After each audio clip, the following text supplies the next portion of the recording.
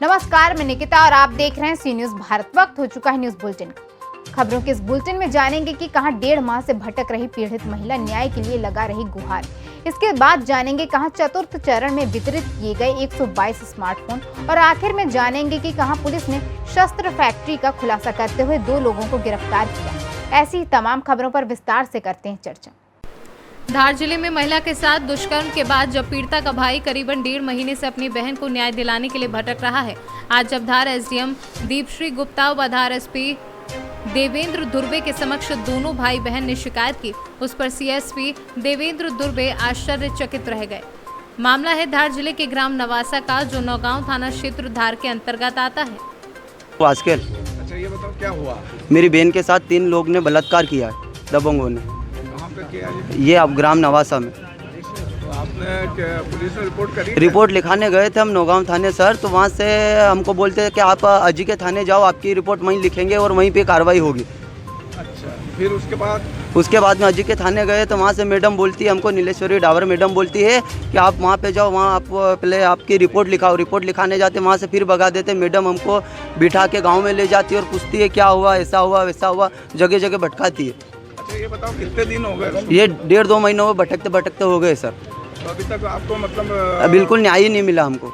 अच्छा, हाँ, ना पुलिस ने रिपोर्ट लिखी? हाँ, पुलिस रिपोर्ट भी नहीं लिख रही और हमको ही परेशान कर रही है। और गांव के लोधा समाज के लोधा राजपूत लोग हैं, बड़े लोग हैं, दबंग लोग हैं, और उन्होंने हमको बोला कि हमने तो सब खरीद लिया, तुमसे कुछ भी नहीं होगा, नीच जाति वाले, और हमको रोज हमारे ऊपर हंसते हैं और गाली गलौज करते हैं। धार से सी न्यूज संवाददाता प्रकाश जोशी की रिपोर्ट। जगदीश सिंह यादव नंदकिशोर मोदी महाविद्यालय में शासन की स्वामी विवेकानंद युवा सशक्तिकरण योजना अंतर्गत वितरित किए जा रहे स्मार्टफोन वितरण कार्यक्रम के चतुर्थ चरण में आज पूर्व प्रधान एवं ब्लॉक प्रमुख बामोर प्रतिनिधि केशव सिंह परिहार के मुख्य आतिथ्य में 122 स्मार्टफोन वितरित किए। विशिष्ट अतिथि के रूप में अरुण कुमार तिवारी, थानाध्यक्ष गुड़सराय, ख्याल गायक सेठ राघव दास, पुरुषोत्तम पटेल, बसंत कुमार मोदी मंच पर उपस्थित रहे। कार्यक्रम की अध्यक्षता केसी जैन स्कूल के प्रबंधक संचालक प्रकाश चंद्र जैन ने की। वहीं स्मार्टफोन वितरण के कार्यक्रम में केशव सिंह परिहार ने अपने मुख्य उद्बोधन में कहा कि तकनीकी का सदुपयोग प्रगति में सहायक होता है।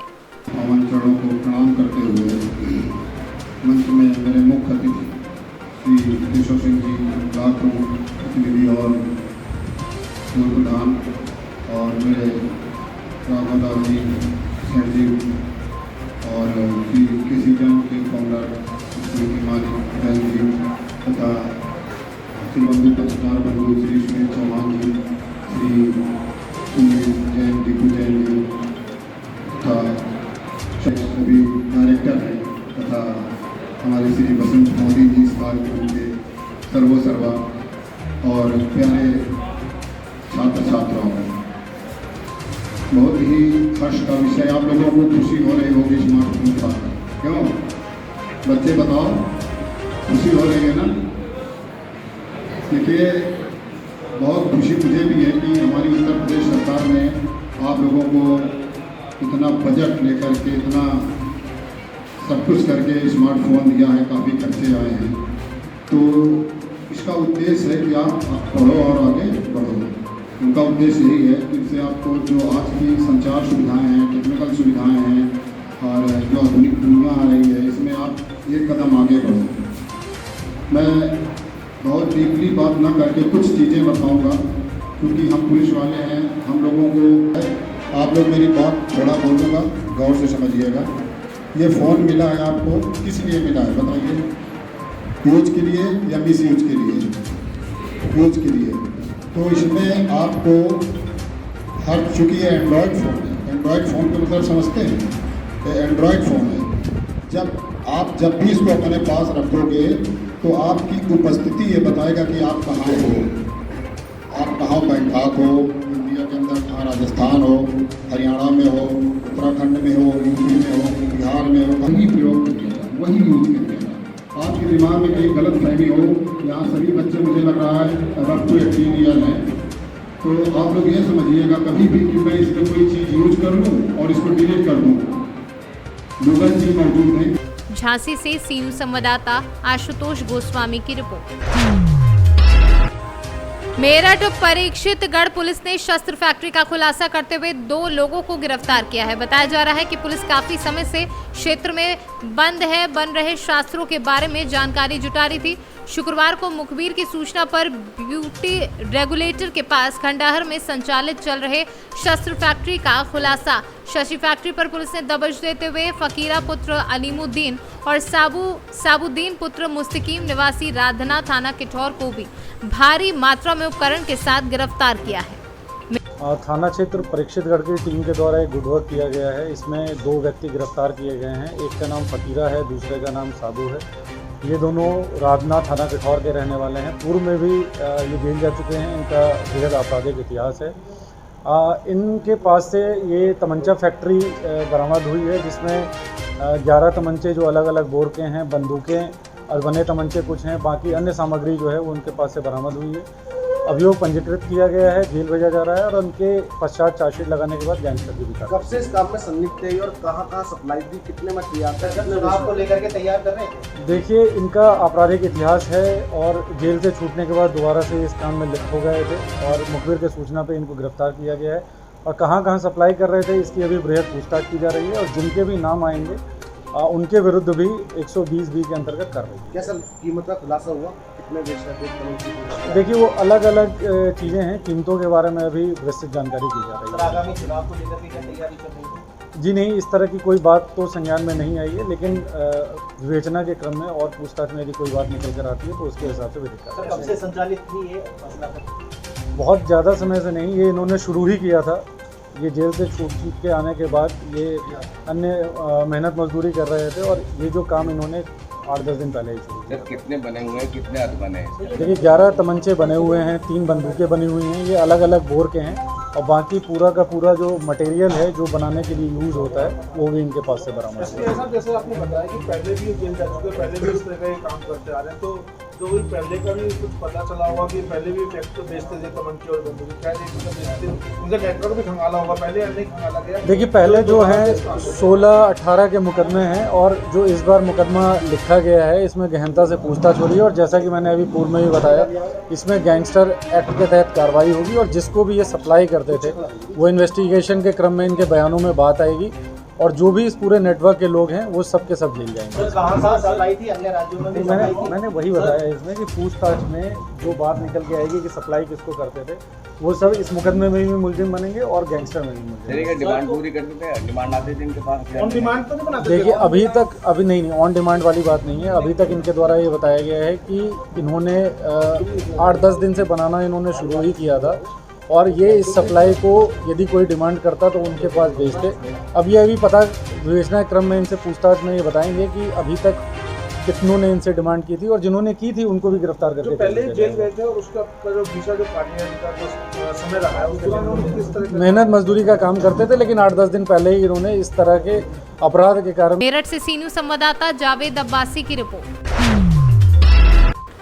तेतरिया प्रखंड स्थित बीआरसी भवन के सभागार में प्रधानमंत्री पोषण योजना को लेकर साधन सेवी राजीव रंजन कुमार ने प्रखंड के सभी प्रधानाध्यापकों के साथ समीक्षात्मक बैठक का आयोजन किया।